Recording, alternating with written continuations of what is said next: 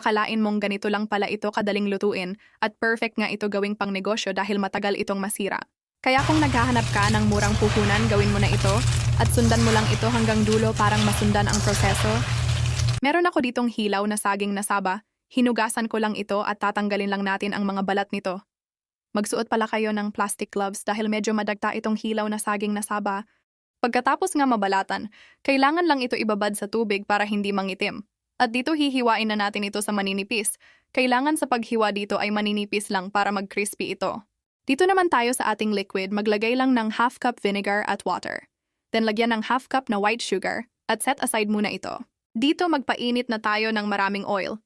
At kapag mainit na start na natin itong iprito, kailangan yung ating oil ay mainit na bago ilagay ang mga saging.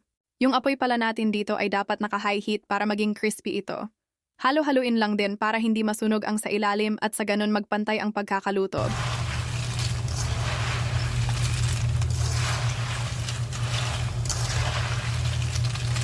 At kapag nakita ninyo na medyo nag-light brown na, ay ilagay na natin yung ginawa nating liquid kanina.